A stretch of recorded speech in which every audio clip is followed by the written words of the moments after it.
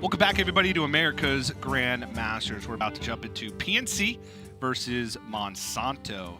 Kind of opposite ends of the standings here. Monsanto has held a very good win rate across both seasons of Grandmasters, consistently in the top half, where PNC, despite his qualification to the Global Finals, has not lived up to those expectations this season. I think with his record or his play, to be frank, it's been a rough season so far for him. Yeah, I think it's one thing that I at least saw in Season 1, and certainly of what I have seen of PNC's play in Season 2, is that he does seem to have persistent issues, not necessarily with just like execution or matchup knowledge or anything. Like he just seems indecisive. Like he just seems like he wants to take too much time on every decision. He'll start drawing cards or generating discover effects with like 15 seconds left in his turn, and like you're just gonna get in a huge mess at that point.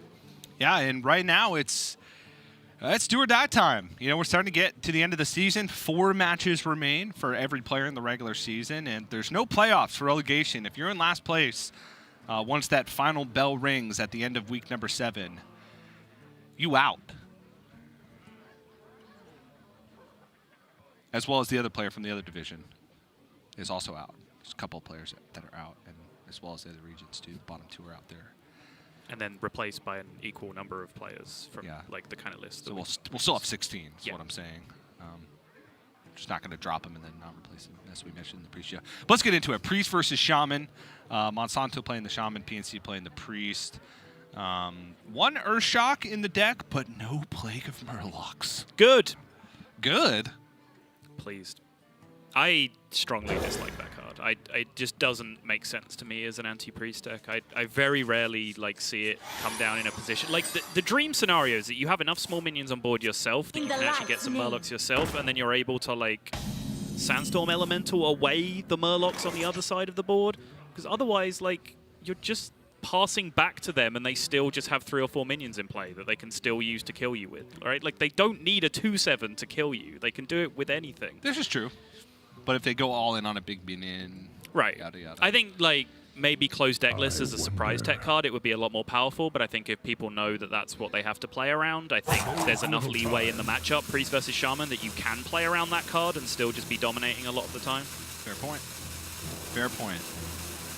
But overall, pretty tough matchup for Monsanto. You seem like you're the kind of player that's in the camp of just don't try and hard counter Priest. Pretty much, yeah. I think if you... I wouldn't put weird tech cards in decks that have bad matchups against Priest to try and improve that matchup against Priest. I think you have to be okay conceding that matchup when you bring that deck to begin with. I do think there's a lot of unexplored territory in Grandmasters in terms of off-the-wall decks that could potentially just, get that game off Priest, and we're starting to see it a little bit. I think perhaps the most promising one that we've seen is that Jambray token Shaman that a few EU players have seen. Jambray boasts a 70% plus win rate against Priest with it over the course of the season, and we're starting to see 1 or 2 players now trying that out. Yeah. I was watching Board Control stream that yesterday, I believe, and having a lot of success. I then arrogantly challenged into a best of 5 and lost handedly. But he got lucky. I was playing on the server. There's a lot of lag. I see you've picked up a lot of excuses from interviewing multiple GM players over the course of the next few weeks. That's right. Oh. Okay. Mutate, not really going to find many uses without the Mogu Flesh Shaper in hand. And he just needs to try and fight for board as aggressively as possible. I kind of like Mutate in the matchup. I was going to talk about whether or not Monsanto was going to hold on to it in the mulligan. I believe he threw it away and then drew back into it from his opening hand because Novice Engineer, Evil Cable Rat, plus the Mutate, you're getting +1, +1.5, +2 on stats on average, a lot of the time, which is pretty insane. 1/1 into 2/2 is kind of about average of what you'd expect off this. And I think it makes sense here just to try and make sure you can compete with that Light Warden. You do start to have nightmares about bad things that can happen because it's specifically a lifesteal minion, but it's probably hard for it to go too wrong in this position. Yeah, he's at full life, so can't get any value from the Light Warden. 1 Light Warden's already died, and I think he needed the ability to fight for board, considering he only had a couple lackeys that might be able to contest this going to the next turn. Dreams speak to me.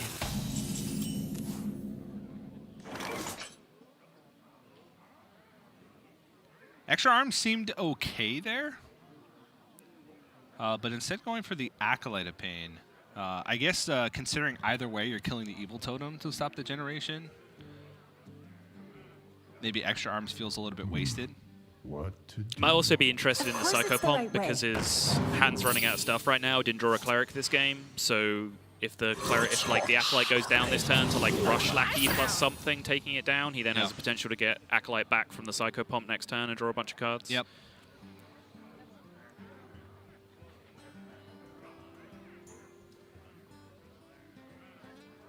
I think either way, right? If it doesn't die, then he's probably picking up a couple of cards off these 1/1s and stuff on board. If it does die, then it's in the Psychopomp pool. Seemed like a pretty solid Acolyte turn. Divine Spirit Inner Fire. I kind of want to make a 6/6 Acolyte of Pain. This is how TJ plays Priest, by the way. I have never seen him hold on to Divine Spirit Inner Fire more than one turn in my life. It just doesn't happen. I don't know. It just feels so good. Yeah. I play it for tempo. I mean, this matchup,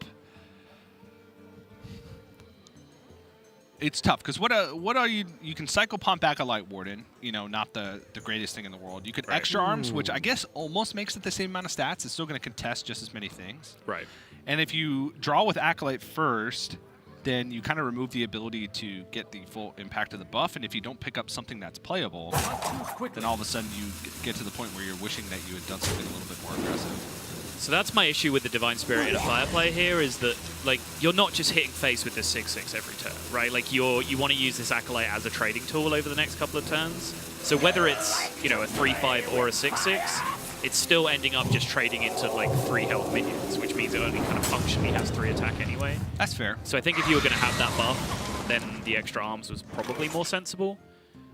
Having picked up the Pyromancer, I kind of like just cycling the Divine Spirit, guaranteed. Like I said, the big problem he has right now is that he's just not super high on resources.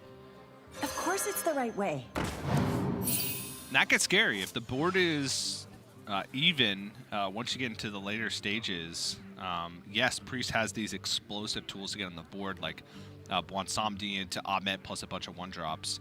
But giving the Shaman, once they complete the quest, access to those double battle cries, you start running into problems with like mind control tech, with these big swings with lackeys and Mogu Flesh Shapers. So finding these resources to try and take control of the board before Monsanto completes his quest and starts to get out of control with value is pretty crucial. Yeah, it's a debate I always have with Admirable in testing. Like, with any matchup against One Shaman. of the debates. Oh, one of many. Which is, he really likes to play into mind control tech pre-quest. So that he gets the mind control tech out of their hand, and then he's not worried about getting, like, you know, double MCT'd later in the game. Which I think is right in some situations and wrong in others, which is why we often, like, clash heads about it. But I think Priest in general, you're quite often in a situation where if you play a 4th minion, it's 1 minion on that board that you really, really don't want to lose. Like the situation where I think that makes sense is where you have 4 very even minions, and it doesn't really matter which one of them gets stolen. But a lot of the time, you know, you have 1 Northshire Cleric and 3 other guys you don't really care about, or 1 Ahmet and 3 other guys you don't really care about, which is where it can get dangerous.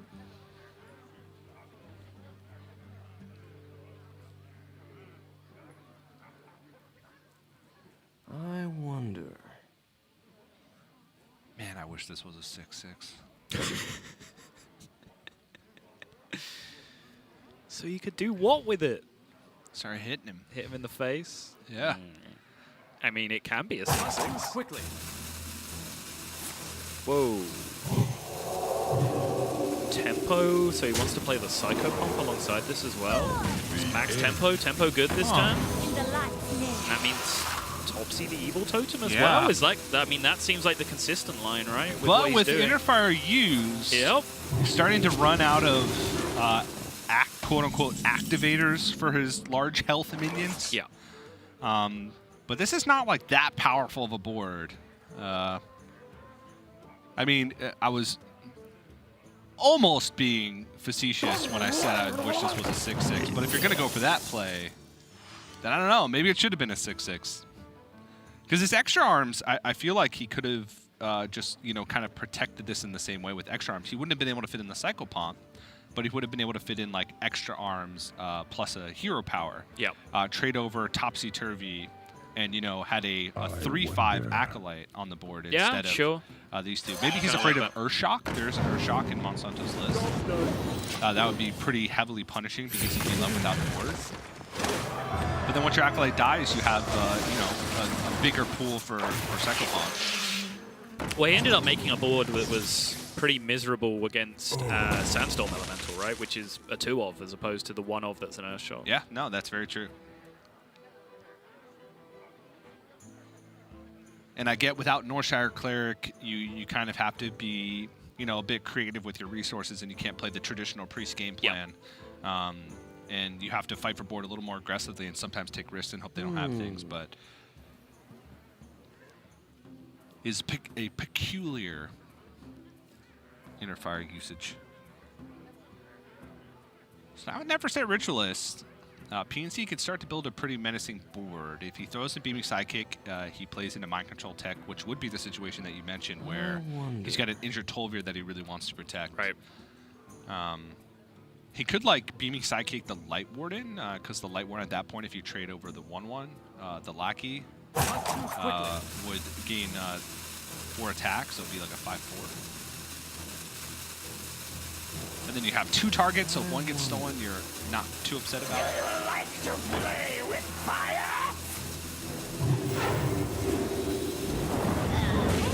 I got you, friend. This makes sense to me. I think based on your opponent's play previously, you are starting to feel okay about the fact they don't have Sandstorm Elemental in their hand. There's a world where Monsanto would have done what he did while having a Sandstorm Elemental in hand to preserve that Sandstorm for the 2 damage AoE once the quest completed. But I think it's a reasonably good read that the Sandstorm isn't there. So Monsanto is essentially operating with 3 mana if he wants to go for quest. And both of those 3 mana, or the 3 mana play that he had available to him would clean the board. So if they're Lackey first, see what's in the box. Earthquake, Earth, and Might Mutate. Sorry you guys can't see that on the screen. Sometimes we have a little bit of a spectator issue, but was offered a Stormbringer. I do want to bring that up. Opted to go for Voltaic Burst instead. I like if Voltaic Burst is specifically very good right now, right? If he wants to potentially go for it. But he does. Okay, if he's not going for it this time. Looks like he's setting up for an Earthquake. Then I am kind of interested in the Stormbringer off the first pick. I hope you like my invention.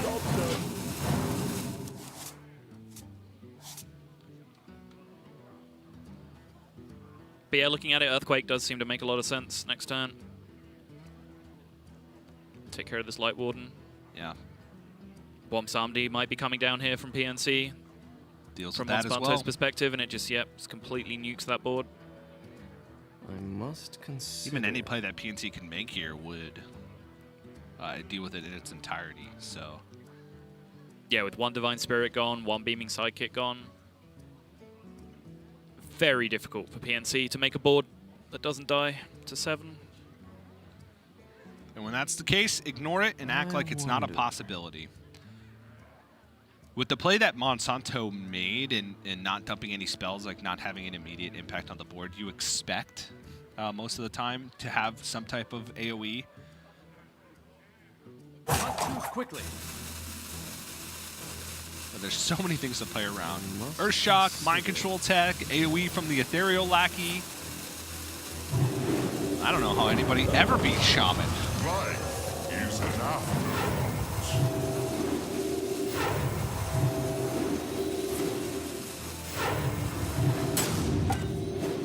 Well, this doesn't deal with the Light Warden in its entirety. Yeah, will remain as a 1-2. Or a 1-1, I should say. In which case, is there a play that Monsanto can make? With 7 mana available, Earthshock, Voltaic Burst, Sludge Slurper. Mogo Flesh Shaper's free, so he can play Lackey and Weaponized Wasp.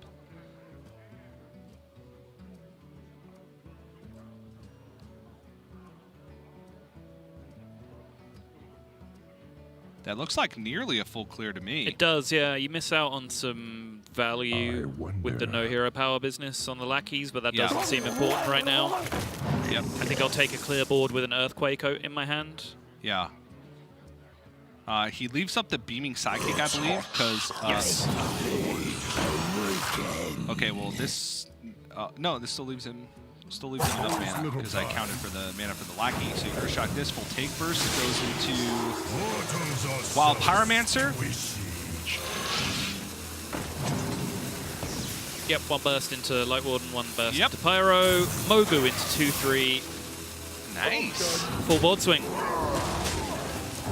Now we cast our Stormbringer next turn. Oh, wait, no. Ooh, well, it was a full take burst, which allowed him to clear the board this turn. All right, well, Monsanto was really the only card that PNC had in his deck that may give him a chance to compete in this game. He's got 2 Northshire Clerics left. No Light Wardens and no Beaming Sidekicks, I don't think so. I think it's... Oh, 1 Beaming Sidekick, okay. And the 2 Northshire Clerics. So all of a sudden, you pick up a Circle of Healing next turn, might be in business. Right. Though he has used both Wild Pyromancers, which means that his ability to fight back on the board is limited to just minion-on-minion combat. But if he makes a big enough thing... The Earthshock is gone from Monsanto's side as well, which means the ability to just make one huge minion. And PNC has one more thing in his favor for that, is that he's still at 30. Like, he's only just really lost the board. He's done a pretty good job of holding on for as long as he could, which kind of speaks to those weird-looking tempo plays he made for several turns, right? Like, he drew a ton of cards off his Acolyte the way he played, and he fought for tempo very hard with the way he played as well, which has led him into a position where he found that Bonsandi kind of just at the right time, where he still has a hope of being able to generate one last huge board that can stick a minion. Ooh, was just about to say Monsanto is running out of resources a little bit here. He did have Barista to bring back the Lackey plus Weaponized Wasp, but that was like his whole turn spent to be able to do that. It might still be the play anyway, just because he has a trade into Bonsandi on board, and Barista is about the strongest thing he can do outside of, you know, some really impactful lackeys here. You get to replay the Faceless Lackey as well if you want to, right? Yeah, you can replay Faceless Lackey, so Barista goes in. And then with Wild Pyromancer's gone, I think you trade in Temple Berserker. Yeah, that's what I'm thinking. Like, there's very little punish for just having this kind of big tokeny board right now. I feel like if you Cable Rat and you whiff, your board gets smaller this turn, which is not what you want to happen. Yeah. I guess what is the whiff in that scenario, though? Like, just spell lackeys that then whiffs themselves? Titanic lackeys are kind of mediocre, but reasonable. I still like the Barista. You get to kill a 7/7 and have a reasonably sized board at the end of the turn. Like, I don't see the reason to take a risk in the spot.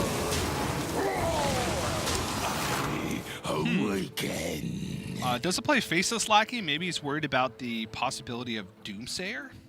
Sure. Wants to be able to react to what he gets. With the Wild Pyromancer's gone, and I believe there were 2 used. Yep. The Faceless Lackey on board is going to stick if he's worried about Weaponized Wasp activation. I must consider.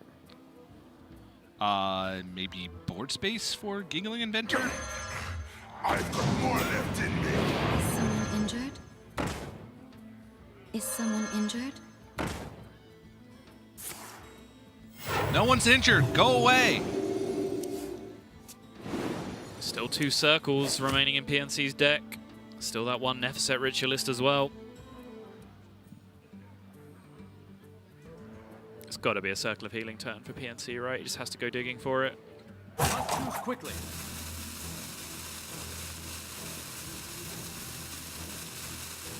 Yep, I agree with this. Left. Power Shield instead of the Nephset, so the maximum number of things remain injured. When you draw that card right there, that is 4 more. And that as noted at the beginning, PNC giving himself adequate time to react to these last 4 cards that he drew. Right on time. Yep. It's not a PNC turn unless the end turn button is not hit and the rope completely burns out. Right as he makes his last action. And sometimes slightly before. Yes. It's rare that you see a Temple Berserker on the board that is a 1/2 and does not have Reborn. I wonder.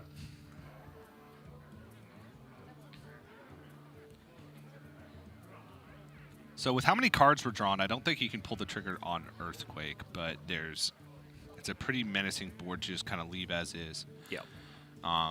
He's got 6 on board. If he picks up Kobold Lackey, that'd be ideal because he can snipe off the injured Tolvir and kill off 1 Northshire Cleric.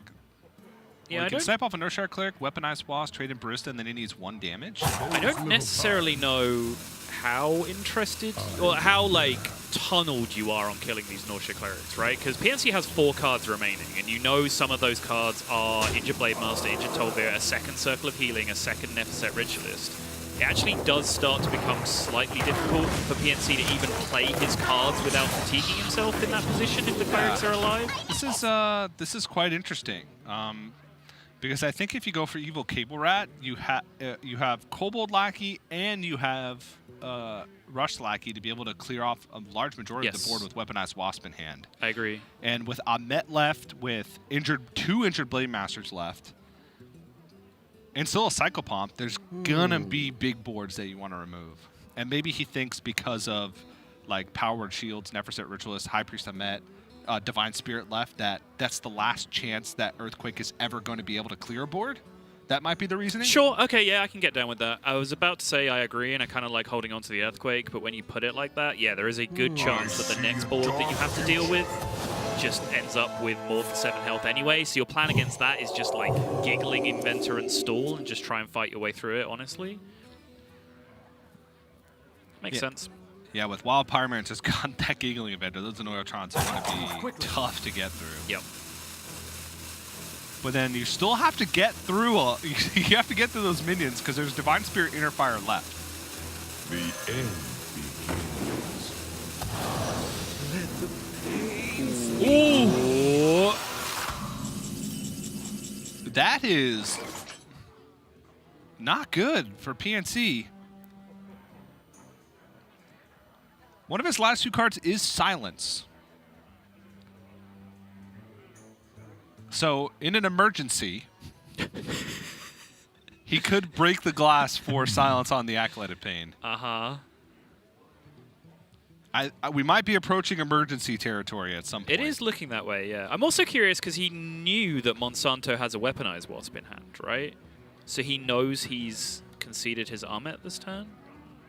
Well, he's thinking if it comes down, then PNC or Monsanto just dies. Then PNC just has lethal in that world because he needs to double up the weaponized Wasp, in which case he can't play Giggling Inventor with it. But he can narrow it down to just 1 Divine Spirit, 1 Inner Fire. There's no more health buffs left in the deck. He's used Extra Arms. He's used Power Word Shields. He's used Beaming Sidekicks. But I think he's free to just kind of stall for a turn because this takes so many attacks to get through. Agreed.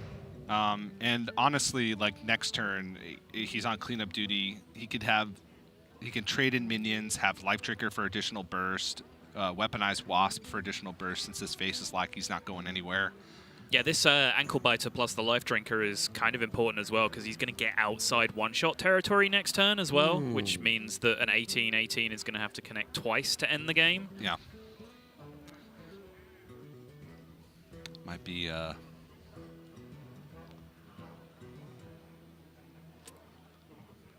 silence. How do you ever hit face with a minion if you don't consider. silence one of these Annoyatrons, though? How do you ever win if your opponent can force you to draw 1, 2, 3, 4, 5, 6, 7 cards next turn? Yeah. Not too quickly. I mean, can they do that, though? You're about to play a 218 injured Tolvir. I've got more That's true. left in me. I feel like that silence kills my opponent. You were talking about, you know, when you get the weird draws with priests, you sometimes have to take risks. Yep. I think that's where he's at. I think this silence... oh, come on! We were just talking about this, PNC.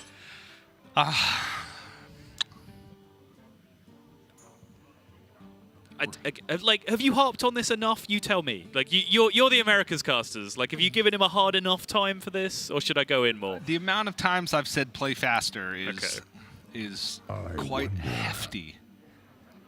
Last card in the deck is The red one tastes like cherry. Injured Blade Master, I believe, for PNC. Deranged Doctor. Nothing to trade into, though. Nope. And Monsanto, he needs, so he knows that there's a silence left, so he is going to take 18 plus 4, unless he clears things off. So he needs to get above 22. Because he considers it takes 4 attacks to get into these Noyatrons. Voltaic Burst, Lightning Storm, Ancestral Spirit. Spirit on an Annoyatron is kind of nutty there. Yeah, Took but the Storm. Interesting. Because it He gives him a knows there's a silence silence. target. Yeah. Yep, you're right. Ancestral Healing. He can put that on the Deranged Doctor. And then it forces another silence target. Hex.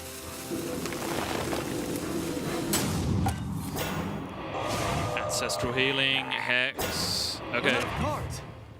And as our fantastic producer Abar pointed out, he could have put Ancestral Spewing on the Acolyte. Could have put Ancestral Healing on the Acolyte as well, and then Ancestral attacked Healing, into it a Ancestral bunch Healing. of That's times, what I right? meant. Yeah. Sorry, excuse me. But he had already queued up. He doesn't want to. I don't think he wants to attack with Noyatrons because then he could lose, unless it was lethal. 1,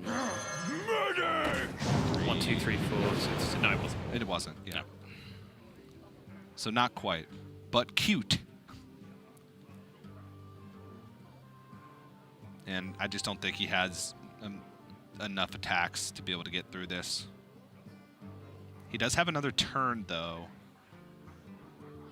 But the problem is that's another turn for Monsanto to potentially get out of range of anything that he can do. Circle of Healing not doing too much here. Will kind of just pick up these minions.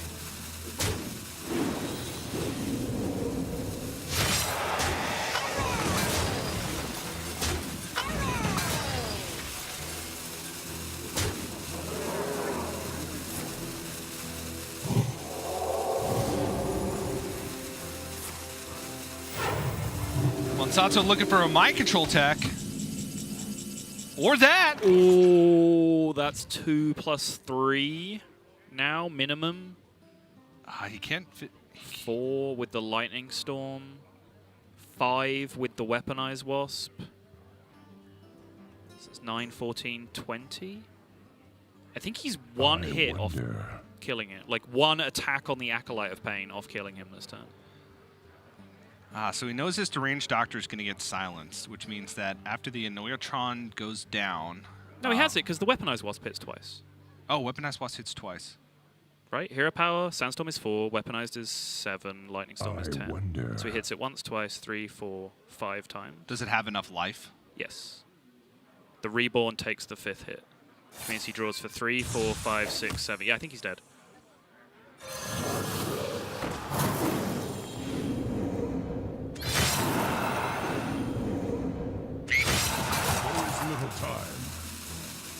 Looks like Monsanto sees it. That's 4.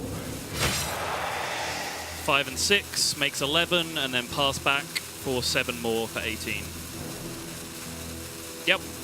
Trust me, it's lethal. Monsanto, you can do it.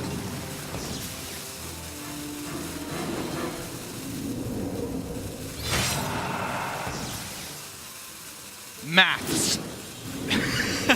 Thank you. With an S on the end. As the resident EU caster here, you are quite right. Hey, if you guys need a clip to get some packs rolling, it's a pretty good start to the day in terms of that's one of them. A 6-draw Acolyte of Pain lethal. The race to the clips. Oh, that turned out to be after that one swing turn from Monsanto where he took control of the board. The Bonsombi off the top made that a lot more interesting than it could have been. And then the Psychopomp Res onto the Acolyte of Pain made that even more interesting. I do wonder, now that we got to that position right at the end there, what the silence on the Acolyte of Pain did look like. Because you could see that, like, without that Acolyte drawing 7 more cards, it was still there, really tough for Monsanto to just deliver lethal to kill him. damage. Yeah, exactly. Like, PNC still had multiple turns left from that position. Yeah, and he had 6 different minions on board that threatened lethal, even without the Acolyte of Pain. With 18 health that weren't going to get killed. Right. Like, the injured Tolvir couldn't have even died that turn unless he put literally every point of damage into it. So he had one Annoyance right to protect it. Maybe you were right all along, TJ. Sometimes that happens.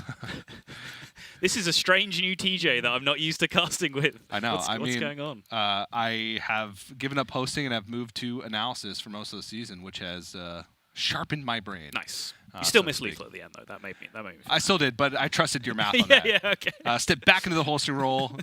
Back to dumb brain status. Yeah. But that's game number 1 in the books. Before we see the conclusion of this series, we're going to go to a quick break, but don't go anywhere. More America's Grandmasters right after this.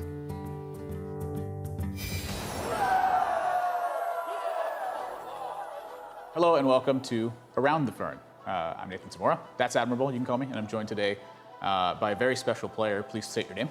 Christos Tsakopoulos.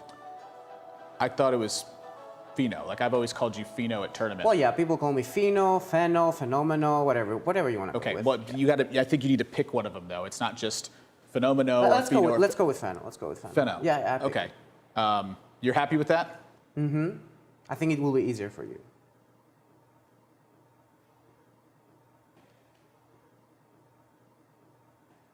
So where are you living right now, and what's that like? What's that like for you in Hearthstone? Yeah, now I'm just living in Greece with my parents. We have a really big apartment, and on the first floor, there's like a movie theater that my dad Like a operates. movie? Like you guys make movies there? No, there's no movie making in the movie theaters. You just show the movie. So like you just show them other yes, people?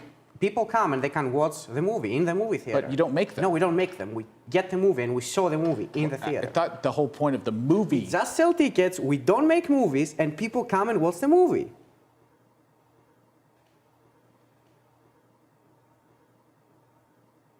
Okay. Well, I get. Let's just agree to disagree on that. Phenomeno, Pheno, whatever you want to call it. I'm done. But we're in an interview.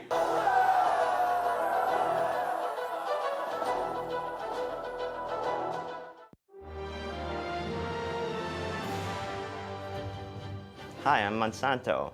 I came up with the username Monsanto. I was in high school. It's from the company Monsanto, the big evil corporation. One of my teachers hated that company so much that at the end of the year he told us, well, if you didn't learn anything from my class, it's okay. As long as you remember that you should hate Monsanto.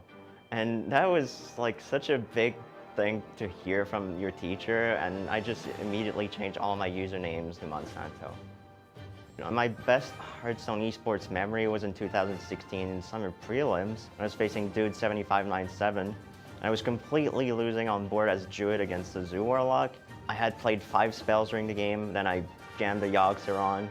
It cleared his board, built myself a board, and the next turn I had double Savage Roar for lethal. What makes me special as a player, I think, is I try everything. I try every possibility in decks. I try new things. And so when there's something that went under the radar, there's a big chance that I actually found it and I can bring that deck. Being in Grandmasters means a lot to me. Being able to just compete another full year of Hearthstone, that was a really big thing for me. I want to win the whole thing. That's my personal goal.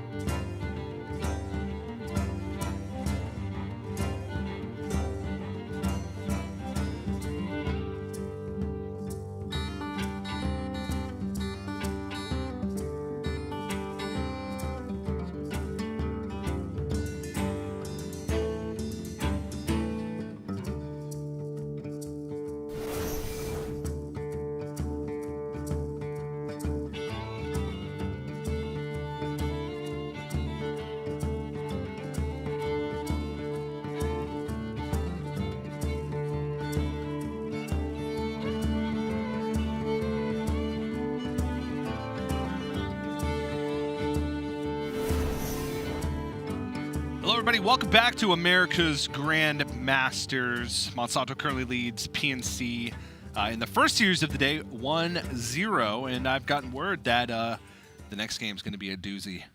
It's a priest mirror. Everyone's favorite, the priest mirror. The priest mirror. I'm surprised we didn't see it in game number 1. But, you know, the bright side of it is we get to see it in game number 2. It's certainly the EU way of doing things. Predominantly, it's what we see. We see protect priest, Q priest, because no one wants to be on the not priest side of that opening, right? Yes. So if there's a tacit agreement that most people are going to lead priest, kind of your only option is to lead priest, or if you have control warrior and you're on the control warrior is favored side of that argument, then maybe you could, yeah, exactly. But we have just been seeing a lot of priest mirrors, and actually just then in the break, Gallon is still hanging out here after his EU cast. I was just talking about the intricacies of both playing and casting priest mirrors with Gallon, who says that he struggled a little bit with finding things to talk about in priest mirrors, TJ. Yeah. Now they can get interesting when both players have like poor starts and you're trying to fight aggressively for board with very limited resources, trying to like maximize health and board presence. But we'll see if we get one of those or if we get the other side of the coin. No player has a particularly appetizing opening hand. PNC does have 1 drop. Monsanto, though, who is on the play, does not. Yeah, and it's kind of weird interactions between particular cards. It's almost like a kind of game of top trumps in the early game for the Priest Mirror, where like if they play Light Warden, you can respond to that with Injured Tolvir, and then Injured Tolvir beats Light Warden in a Priest Mirror in the early game, right? It's kind of a lot of iterations like that you just have to learn in the way the Priest Mirrors play out. Because it's the way I've been describing it, and kind of Gallon just then as I was talking to it said the same thing to me, is like it just feels like they condense 8 to 10 turns worth of decisions into the first 3 turns in terms of like how much the actions matter. Hey, I got you, friend. And how much the board matters. Yep. Which is evident by the turn 1 beaming sidekick. Just to have something that can attack on turn 1. Now, this play could be punished by a Northshire Cleric, but Monsanto does have Injured Tolvir to back up. He has Power Word Shield. You know, maybe he picks up Inner Fire, Yes, which is I going to think- allow him to get the job done. Specifically, these 1/2s coming down on turn 1, which you will see almost all the time in the Priest Mirrors, they do play specifically 2 outs, like Inner Fire, like Second Beaming Sidekick, like just any way you can get a big health minion on the board and threaten Extra Arms or Inner Fire just to take a tempo swing. Because if you take a full tempo swing between turns 1 and 3, by which I mean you have minions on board and your opponent has 0, that is probably above like 85% win rate in the Priest Mirror if that happens to you.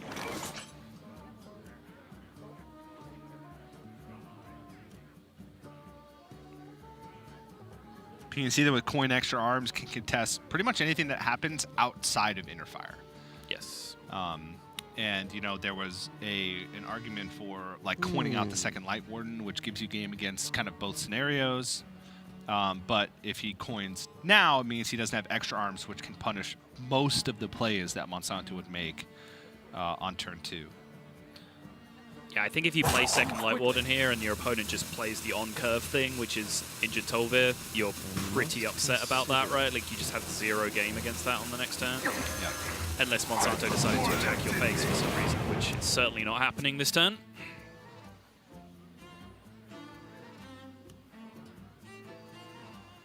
Monsanto, his little smirks give a lot away.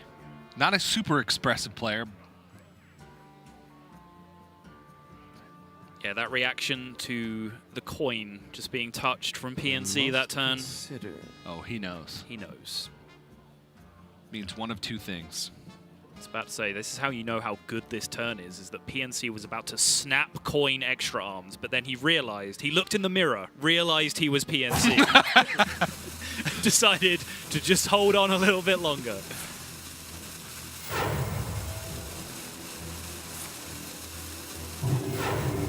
Above average speed, though.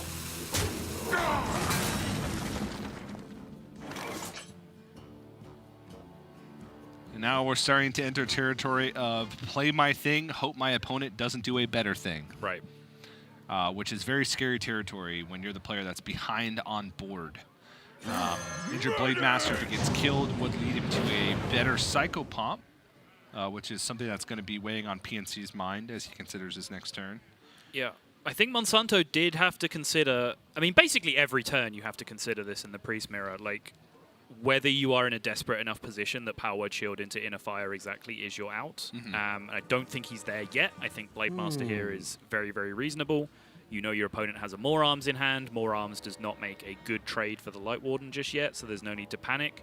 But say the situation was, well, if I just play this minion, it just gets farmed by the More Arms, then you probably just have to Power Word Shield and look for Inner Fire, exactly, because you can't just make a play that concedes the board to Priest. Even if you're Priest. Especially if you're Priest.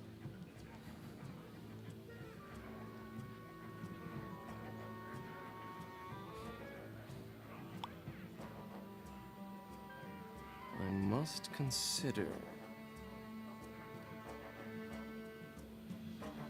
Play that stood out to me immediately, injured Tolvir with Light Warden and just a trade over the injured Blade Master. You have the upside of Neverset Ritualist next turn. If Monsanto somehow finds a way to deal with your injured Tolvir, you have that in the pool for Psychopomp. I wonder.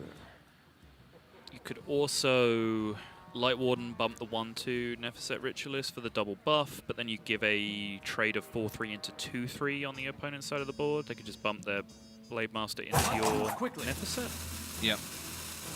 Then it removes it from the pool for, or doesn't add it to the pool for Psychopomp. That is true. So that, I don't know, that play might have some merit. But the upside of holding on to Neverset Ritualist with injured Tolvir is quite high. Agreed. This is much more power over 2 turns, I think. Looking for... actually... He just has 2/6 and a Blade Master, right? It's Yeah. just 2 high rolls. Yeah, you're right. I'm surprised the Beaming Psychic hasn't died yet, but alas.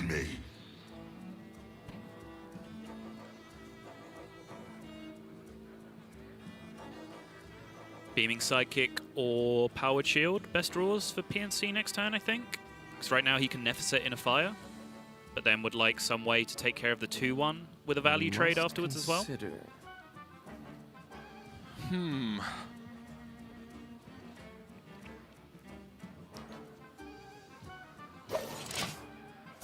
Looked like he was considering a trade. Just bumping the 1/2. Yeah, I'm unsure. Obviously, reducing its maximum health is good, but if Neverset Rituals comes out, it's a wasted trade. Yep. Maybe he's worried about a bump into the Tolvir and then a heal, like then a circle of healing or something like that. Right. This, removes that well, I guess that wouldn't be a possibility either, just because of the fact that the injured Tolvir will also get healed from the other side. Yeah. I mean, there's the argument like this way he can attack in for 2 and then Neverset afterwards, which is kind of better for him in the world where there's no Inner Fire. Yeah. I must consider. Usually I'm in the camp of if I'm unsure, I just trade it just to be safe. But most of the time that's in situations where like I could die. Sure.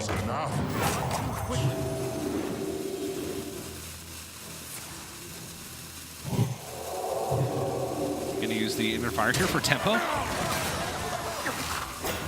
I've got more left in me. Be very weak to Wild Pyromancer, that's for sure. You got to do it though, right? Oh. Really? So one way protected his Light Warden, but also got punished by Wild Pyromancer. This way protects his 6/4 and is not weak to Wild Pyromancer.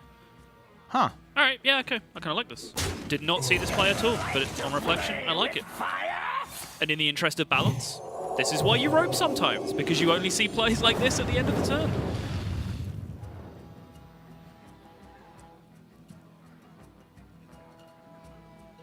Santa was really hoping for a cheap spell. Instead is going to have to compromise with a mediocre board. Yeah. I wonder. I think Neverset over heal is important just because this Neverset Ritualist could get stranded. Maybe with Northshire Cleric, that's less likely if he picks up Right. one of the damaged minions, but I think having extra attackers on board is pretty crucial.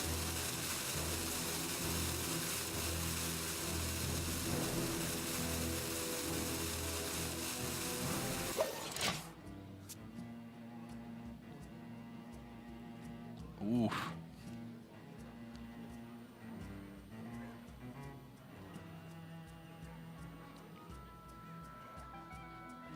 PNC's Psychopomp is a little bit less exciting than Monsanto's was. A couple of Light Wardens, and that is about it right now, I think. Yes.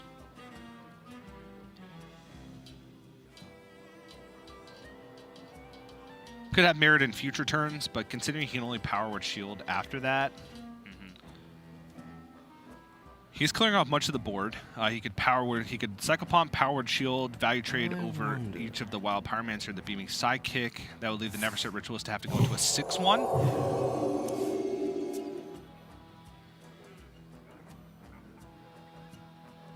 And he'd still have a Light Warden with Reborn as well as the Psychopomp to attack going into the next turn. Weak to Wild Pyromancer, but you just saw Wild Pyromancer. And it came off the top. So the likelihood that he has another one is quite low. Plus a spell, since he didn't use another spell from Wild Pyromancer the turn after that. Right. Oof. Cleric heal the Neverset Ritualist. It's kind of looking like it, right? That buffs the Light Warden, though. You'd have 3 mana left. Your plays are weak beyond that. You could pick up, what, Topsy-Turvy on the 1/6. You could then trade in a Neverset after that to draw more cards, but then the Light Warden's getting even bigger again. Yeah.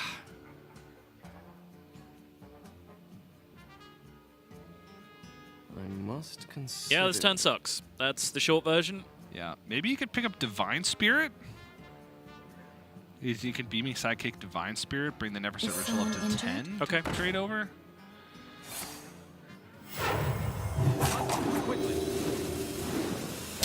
How about a second one?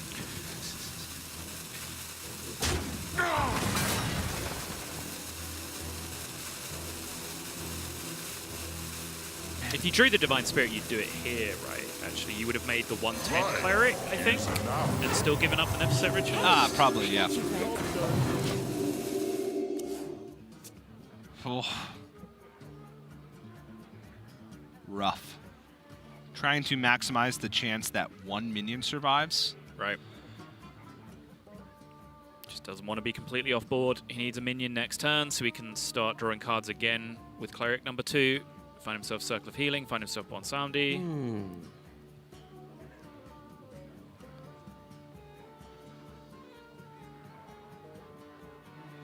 He's looking real dead, though.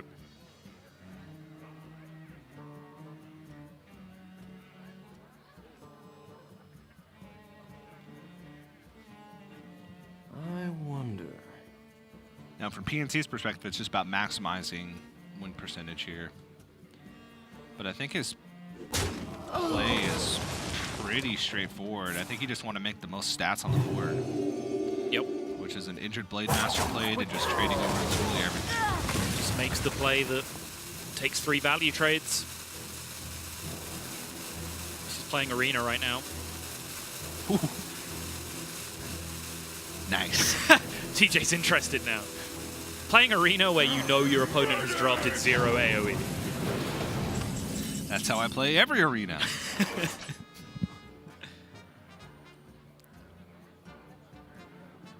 Well, a Circle of Healing would be cool. But you'd be dead. You would be dead. Yep, that's true. But, I mean, would you rather die and draw 0 cards? Someone injured? Or die and draw 5 cards? Yeah, now you put it like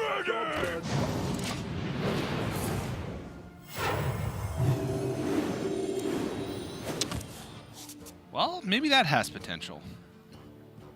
Thinking Power Word Shield into extra arms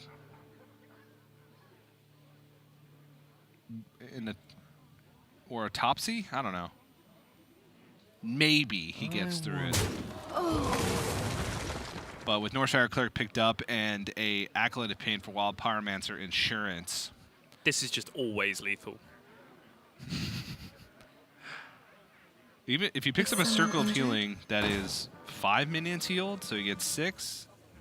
That's 12, 17, 18, 19, 24. Seems like lethal to me. Yeah, I mean, plus the 5 cards that he's drawing on top of that as well, having 4 mana left. Like, I'm pretty sure Circle of Healing almost always ended the game. Maybe.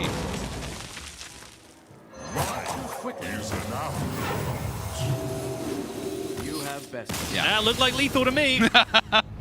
Effective lethal. Yep. PNC ties up the series 1-1. Taking the Priest Mirror. And Monsanto still has Priest left, though, which is the tough part. PNC's Druid was banned away, which means that his remaining decks are Warrior Paladin. Yep. Monsanto actually tweeted recently as part of a discussion I was having about the balance of Priest that was like, you know, please don't reveal to people that Priest is actually beating Holy Wrath Paladin really consistently because people keep queuing Holy Wrath Paladin into my Priest, like supposedly thinking that's a good matchup. I don't think we'll be seeing that this time because even though I don't necessarily agree Control Warrior is favored, if you give me a straight-up choice of, you know, which of the common Grandmasters decks I want to be playing against Priest, then yeah, Control Warrior is going to be pretty high on that list. I'll take my 49% win rate against Priest. Thank you very much. We tested that matchup quite extensively yesterday. Me as the Paladin, Sottle as the Priest, and I was getting dumpstered, which is not always the case when we play test. It's not. I can't beat... I've never won a game of Hearthstone against TJ in my life. Like, TJ's actually my demon. Just draws the nuts. Well, my secret is that I just beat everybody. It's not just you.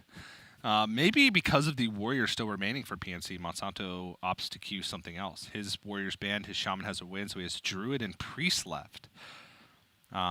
So Druid versus Holy Wrath Paladin and Druid versus Warrior That's a good point. Is decent. So maybe we see a Druid queued here. Monsanto's Druid is a little bit teched for... He has 1 Ferocious Howl in his Druid. He does have 1 Ferocious Howl. I don't like it versus Paladin anymore. I was just about to mention that he has a Pounce and Bees in his deck, so it seems like it's trying to hedge versus like Priest. That was fancy. We don't have that in Europe. The cards all like filtered in 1 by 1. That was cool. I just thought that was normal. Nope. I'll be honest with you. I don't even think that's intentional. Okay. So someone from the production team can correct me, but I'm pretty sure that's just the graphic lagging. Well, it looked great. Okay. Well, then we'll keep it. Keep the lag. But yeah, 1 Ferocious Howl, which means that his range for playing around the double Holy Wrath is limited.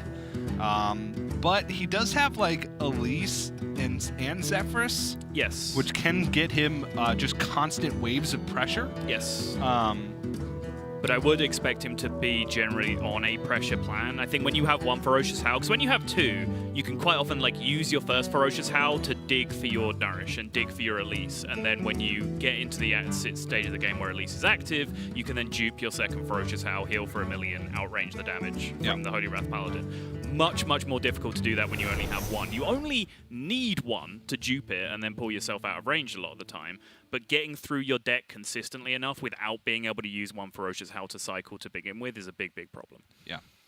He does have the double Hidden Oasis, but oftentimes you don't have time to use that because you're using Hidden Oasis as kind of a burst heal after the first Holy Wrath has come out because you're usually pretty high on life to begin with. But we'll see. The 1 Pounce, the 1 Bees, not that great in the matchup. Mind Control Tech, not great in the matchup. Only 1 Swipe, which sometimes Swipe can be pretty crucial for allowing you to get rid of like those annoying 1/1s that they play earlier while also pushing face damage and playing to your curve in the early game. Surprisingly enough, sometimes that 4 damage can matter later on. But we are going to see that exact matchup. Wondering from PNC's side, the queue there as well, because if you're expecting Priest, then you'd almost always queue Warrior, just because this Warrior seems like it's tailor-made for Priest. He's got Spellbreaker, he's got the double weapons project, not as consistent of early game since he cut a Turning Rover, but oftentimes the Turning Rover is not a play you're going to make him one anyway for the threat of Northshire Cleric. Extra Militia Commander in there as well. I like Yep. that as a tech against Priest as well. Because surprisingly, the 5 health, just having access to an additional one-time big removal that also sticks around is... Yeah. You look at like Tolvir heal or Blade Master heal. If you want to run a Restless Mummy into that, you end up with nothing on board. If you run a Militia Commander into that, you end up with a an X1 on board. Druid! What the play is here? Well, it's a tough turn, honestly, because he can play up to and including any combination of the cards in his hand. He could dump his hand here and still get quest progress. That's incredible. Having an empty hand and getting 2 out of 4? We're going to need a Nourish. Stat. Meanwhile, PNC start off with Crystology. Has got a plethora of card draw options. Holy Wrath probably off the table. Just because with Druid, oftentimes you need that little bit of extra damage. You can get there otherwise. The damage from Holy Wrath Paladin, even with just 1 Holy Wrath, is surprisingly adequate. Surprisingly adequate? That's your explanation of like 60 plus damage? That's adequate? Well, after using the first Holy Wrath. Oh, with 1 Holy Wrath. You're like, oh, now they can only deal 25. Right. How do they ever win the game? Now they got 2 7/5s with Divine Shield that are going to be placed on board. They have a Zephyrus, which can get Tyrion, which is 15 damage. They have Consecrations, Hammer of Wrath, True Server Champions. Possibility for Pyroblast. Savage Roar, Bloodlust if they have little tokens on the board. Seen it happen. It sounds silly, but I've seen it happen. I really like this Pyromancer last turn by PNC, by the way. It ends up looking a little bit silly because it gave Monsanto something to do with the Pounce specifically. But if he gets his Pyromancer Wrath there, he's happy because he has an Acolyte of Pain in hand, which is great for him. If the Pyro sticks, that is best case scenario. He played his biggest minion, he gets to go face with it, then he also has an Acolyte of Pain, a Coin, and an Elven Archer in his hand for the following turns afterwards with a live Pyromancer on board. I think early tempo Pyromancer is one of the plays people absolutely don't make enough with this deck. Something that I've only come around to recently. I was overvaluing having a Pyro in my hand for a very long time. Recently experimented with just playing them out more, and my win rate increased dramatically. By which I mean like a couple of %, which is dramatic. That's pretty dramatic. Yeah. Find out this one simple trick to increase your Hearthstone win rate dramatically. Play your turn before the rope appears. There we go. End article. Well, this hand is not shaping up to be anything worthwhile for Monsanto. Kind of brutal. PNC still... I mean, every card in his hand except the Baleful Banker draws cards. And Monsanto has nothing proactive to play once his quest is complete. Zephyrus and Mind Control Tech, which are essentially dead cards. I like the Mind Control Tech here just because otherwise you're hero powering the Elven Archer and passing, and that Mind Control Tech is just going to be played as a 3/3 vanilla minion at some point in this game. Right.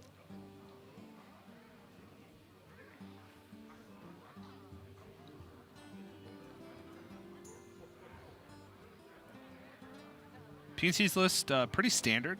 Has 1 Subdue with the High Priest the Call. Double Consecration. 1 True Silver Champion. It's one thing I have wondered about looking at all of these Holy Wrath Paladin lists in Grandmasters is that everyone... I think Firebat is the only person to be playing 1 Consecration. And I wonder like how essential 2 Consecrations is, because no one's really bringing aggro to Grandmasters at the moment, right? So it's like you might hit a Zoo sometimes, and then there's like Shaman, which is a really good matchup for Consecration as well a lot of the time. Yeah. Like I don't know whether that card is like necessarily an auto 2-of, and it does seem to be in everyone's list. Like I don't know whether Firebat is the only guy that's got it right, but it's interesting to me. It's like a higher maximum upside with Consecration, where you have Wild Pyromancer and Blood Mage Thalnos. Yep.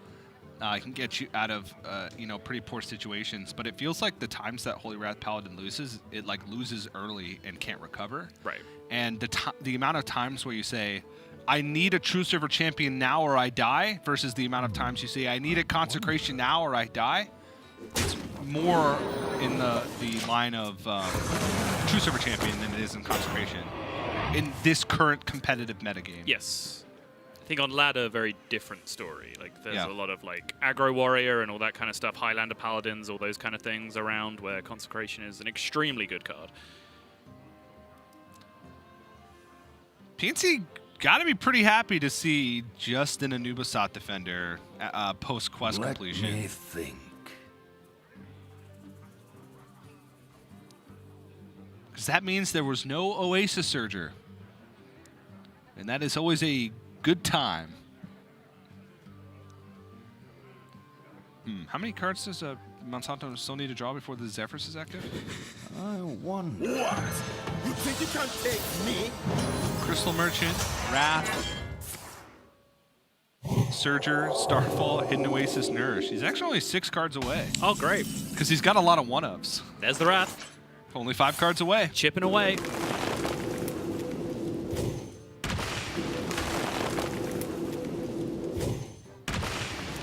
There's a Nourish. Only 4 cards away. That's the one that matters, though, because Yes. that one will draw you the other ones. Yeah. Looks like Monsanto's actually considering playing this flooped Anubisat defender, maybe for a split second. Maybe you consider it if Nourish is not the card picked up off Wrath, just to try and get something out of nothing. Because you're a long way away from playing the floop in that position. I wonder. But 7 more cards drawn for PNC at this point. 13 cards as opposed to 20 left in the deck. Well on his way. And Monsanto needs a couple of setup turns before he really starts ramping up this pressure. At the same time, PNC's got all of his card draw, but very little of his removal. Yeah, it's kind of lined up weirdly perfectly for PNC, where if Monsanto had a more aggressive start here, PNC would kind of just be scrambling for weird ways to kill Oasis Surges and not die. Like, Yeah. as it stands, he's just been able to draw cards every turn and just really not care about what his opponent's been doing. We hunger for vengeance.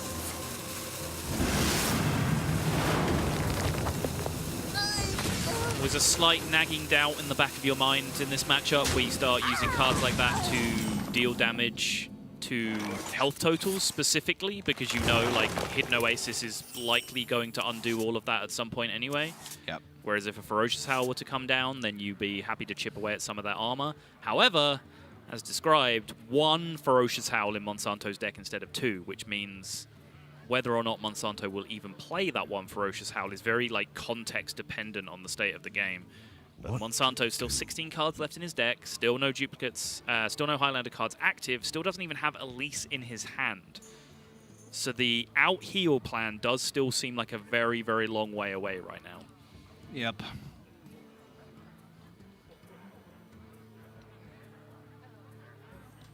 What to do?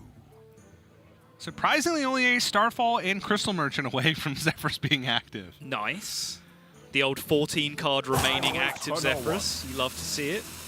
1, 2, 3, 4, 5, 6, 7. 7 one-ups, not including legendaries. He has built it, like, slightly Holy Wrath Paladin-y, right? Where he's gone down to a real bare minimum of which cards he's playing 2 of. Because you look like 1 Ferocious Howl, 1 Worthy Expedition, 1 Bees, 1 Swipe, 1 Mind Control Tech. 1 Pounce. Right, like there's a lot of like weird one-offs with redundant effects instead of playing 2 Ferocious Howls, 2 Swipes, for example, like most people are doing. So on average, he does get active a lot quicker with that Zephyrs and Elise. Oh, and Oasis Surger left, so 3 cards. Crystal Merchant, Nah. Starfall, Oasis Right. Surger. I talked about it so much, I just I assumed. wonder. I mean, my opponents have it on 5 every game. I freaking hate Oasis Searcher, dude. That's not true. I hate Oasis Searcher, Forbiddeness Floop. They're allowed to have 1. When they have the Floop afterwards, that's when I start raging. The thing about Oasis Searcher is, even if you look at it in the context Let of me you actually think. have to choose one, pretty good card. It's not bad. Yeah. Like a 5/5 with Rush for 5. Not terrible. Yep. You want my invention? And it's got flexibility.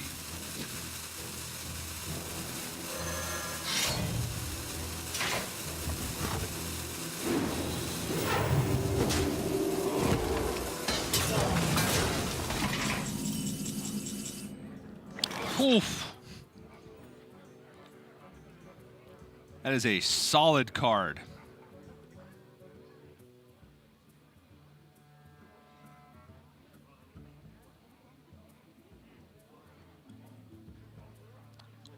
Allows him to push an extra 2 this turn. I think it's optimistic to try and hold on to this for more damage. His other play would be Nourish and then try and find Oasis Surger, which this is similar power. You don't get to kill Blood Mage Thanos, but you've seen the Consecration. Yep.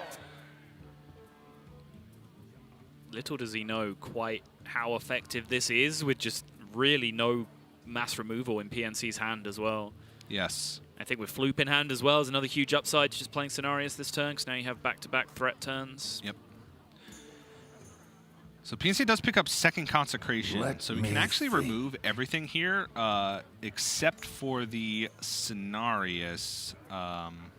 Consecration, you trade the 1/1s into the Treants, and then you Hammer of Wrath the Panther.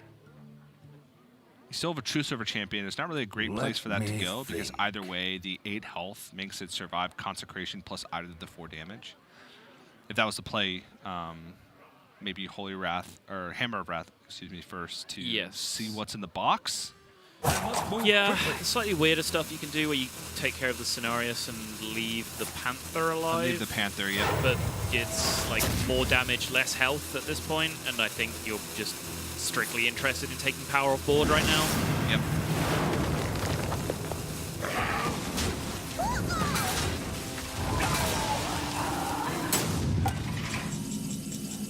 This 5/5 is spooky. Oof. 2 6-drops, 3-drop, and a Wisp. With Floop in hand, you might as well. Though, a Nourish into a Flooped Scenarios also might have value. What to do? But maybe the Floop might specifically be saved for, like, Zephrys.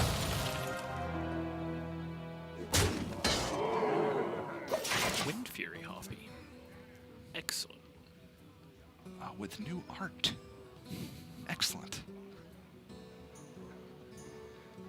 PNC not happy about something. Imagining it's the fact that there's an Equality and a Shrink Ray at the bottom of his deck. Yeah. And this... I guess he's got 7 cards in deck. It's not like a crazy poor timeout turn. In fact, it's decent, because he has 6 mana left. He could actually go like Crystal Smith Kangor, Flash of Light, Novice Engineer, and Timeout. Yes. Which is... You're drawing 2 cards, you're healing up, and you're delaying this board. So you get deeper. You're very likely at that point to find a Shrinker or Equality. Well, I think actually specifically what that reaction was for is I think that Crystal Smith Kangor now killed his Crystology. Ah, okay. I don't think it does anything. Yeah, he's played Novice Engineer, Blood Mage, Thanos, Elven Archer, Acolyte of Pain. Second Novice is in hand. Second Novice is in hand.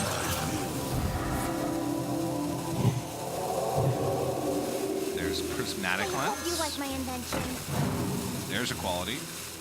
But both Consecrations gone. 1 Wild Pyromancer at the bottom of the deck. Yeah. And he might just face problems now because he's having to time out this turn instead of clear. He might just run into that issue where to win the game, he needs to have like a Shivala Holy Wrath timeout turn, and he can't do that because he's out of timeouts. Because it really feels like Monsanto is just going to have a huge board every turn for the rest of the game from this point. So PNC finding a position to heal up out of range where he can just rip 1 Holy Wrath without timeouting is going to be a little bit scary. No Starfall to take care of this Crystal Smith Kangor, though, which is usually the go-to option.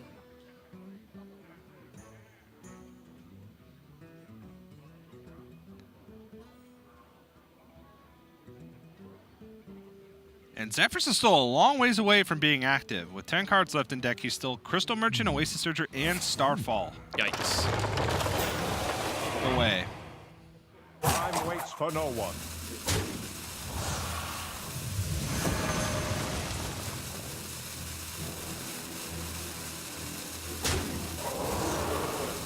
That was a extremely effective Crystal Smith Kangol. Oh, yeah.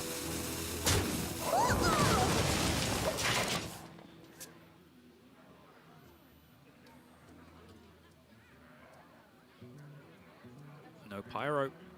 Both consecrations used. Shirkray does nullify a lot of this board.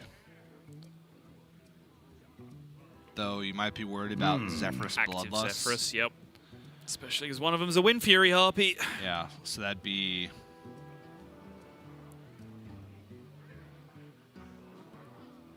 $28.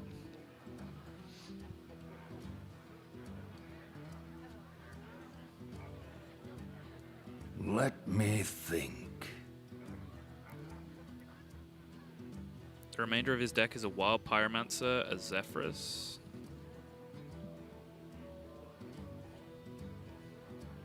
Subdue. Move quickly. Okay. Wild Pyromancer, Zephyrus, So Subdue. if that flips with the timeout. Subdue, or it flips with the timeout, okay. And last card. Oh, it's just Subdue and Zephyrus. Zephyrus Bottom. left now, yep. Has to rip both timeouts. This is going to lead now to that situation where he's going to be very, very... he's going to be on a razor's edge when he does have to start ripping his Shivalas. Yep. But Monsanto still not much proactive stuff to do here. Does want to play Hidden Oasis.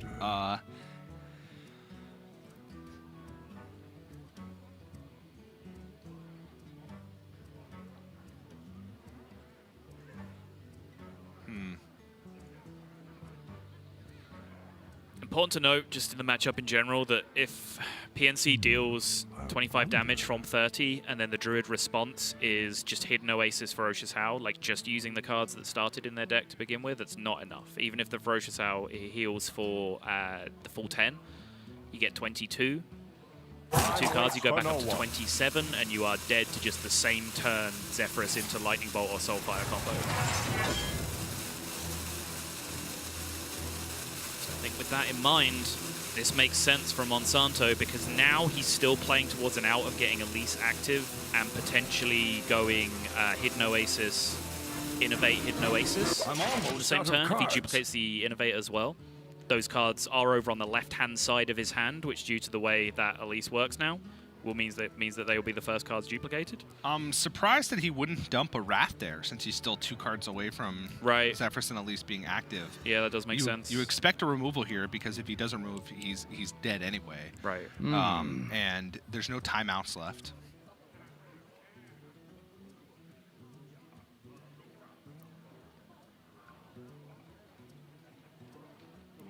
But he does have the added benefit of PNC has to remove every board.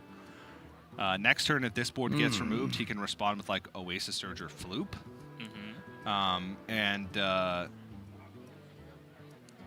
He still has an Oasis Surger left in the deck, so he's got plenty of gas beyond that. I must move quickly. But the bottom of his deck doesn't pack that much power. He has 1 Oasis Surger, he has 2 Starfalls. Like to play with fire? Yeah, the time for Monsanto worrying about what's in the rest of his deck is starting to disappear, though. He has 2 turns to win this game. Love the Pyro Shrink Ray, keep maximum flexibility with the Zephyrus for damage outs on the following turn. And now Monsanto needs to make a board that threatens lethal through a Shivala Banker turn, which PNC is going to go to 72 off the back. 72? What? 32 off the back of that. Where did 72 come from? If you went to 72, this game would be over. That would be a problem.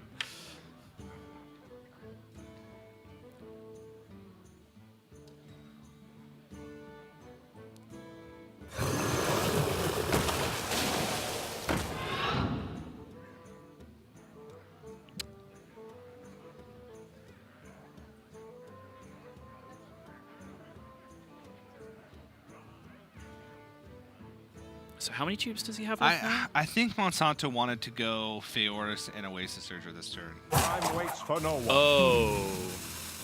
Yeah, you might just be right. The thought process behind it is good, Yes.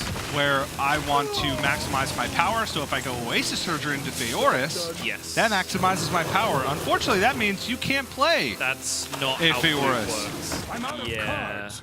because this does not set up for lethal on board, and this just gets dunked by Shirvala. He goes back up to a high life total.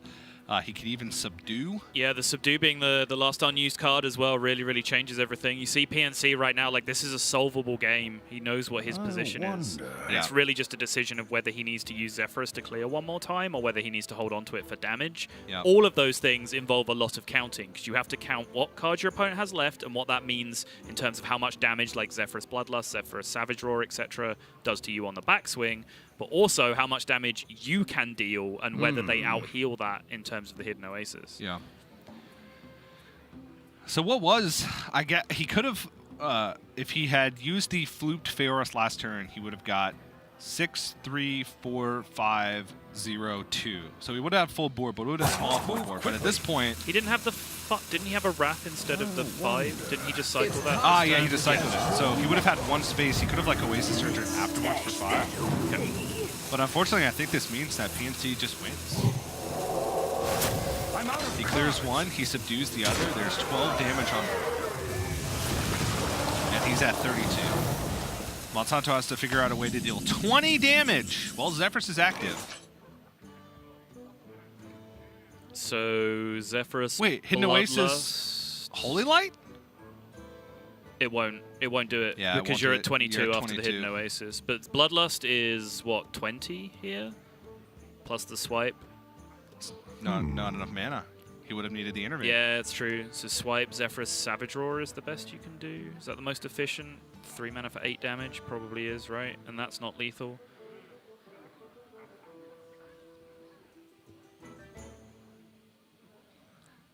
Just rip Zephyrus and hope by some miracle it gives you Holy Light. Your wish is my suggestion. Holy Fire, huh? Yeah, how about a Holy Fire? Thanks, Zephyrus. time waits for no one.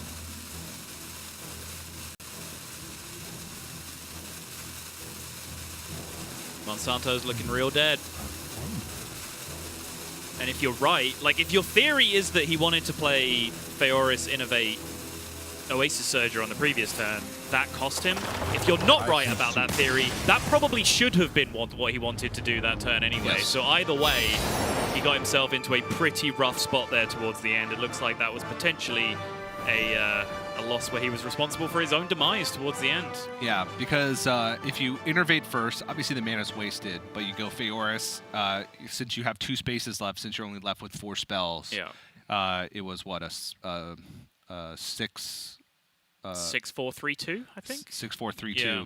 And then you put Oasis Surger, you have a full board, he has to respond to it. You have the opportunity to trade in, maybe get some extra damage with Bloodlust. You want a wide board at that point, because that's the maximum chance you have for getting lethal. Yeah. With Savage Roar plus Swipe. And at that point, like PNC then has to respond with Zephyrus Twisting Nether instead of going for the Holy Wrath turns. Then And there's then- another tick of fatigue and the max damage gone down that PNC can hit you with. So that I think potentially changes the outcome. Yeah, but tough to say the least. But at the end of the day, PNC comes out with the win, and I believe we're joined by PNC now for a winner's interview. Hey, PNC, can you hear us? Mic muted. I think you're muted. I don't know if that's on your end or our Hello? end. Oh, there we go. All right. Yeah. Hey, PNC, first off, congrats on the win. Coming to this week, you were 3-7, which was slightly above race in kind of that battle for relegation. What was your mindset like going into this week, knowing that you had some big matches to play? Well, it's very scary to be close to relegation, but I think the last 2 or 3 weeks I've been way more calm, and I think I'm slowly starting to feel more comfortable playing. Yeah, that's a sound in the background, right? Yeah. What is that? Yeah. There's just building stuff. I don't know. It's Okay. people working in my house. Okay. Well, building stuff is quite important, so we'll deal with it for now. And you had talked to us a little bit about early on in the season about how sometimes you succumb to nerves a little bit, and now you're telling me you're more relaxed. Did you just kind of come to terms with the fact that relegation was a possibility, and that's why you're more relaxed, or do you feel that way because you're starting to gain confidence in your own play? I think it's a bit of both. Also, like the fact that I'm qualified for BlizzCon, that it gives me like the feeling that even if I get relegated, like I know it sucks, but at least I'm going to BlizzCon. I don't know. It's like that probably helped me a lot, but I think it's a bit of both. So I have to ask. I've heard legends and stories of the PNC roping, but to come here and see it for myself, like again, another turn roped out and you missed an attack. I think like what is going on? What's with all the roping? Wait, why did I miss an attack? Did you not miss in the priest versus shaman game? Did you not miss an attack? Oh yeah, that game, yeah. So the thing is, like, I really want to check like 10 times what I'm doing, and the thing is, I got used to playing on NA or European. Like, I spent like last year and like there, and also traveling there a lot. So like the difference playing from South America is like playing from Europe on Asia server. I don't know. It's like you need to start your turns like very fast, and you can't really take that long. But I don't know. I feel like I need that time to think what I'm doing. Like also like when you're nervous and stuff like that, you need to like check 20 times and make sure that you're doing is correct. So it's like I don't know. Hopefully it doesn't happen again. But what can I say? Well, other than that, it seemed like at least as far as like the Holy Wrath Paladin game goes, everything went cleanly, and you're on the up and up, 4-7 now with the potential for a better record at the end of the week. So congratulations once again on the win, PNC, and hopefully we'll see you later in the week for an interview. Hopefully, Congrats. Okay, thank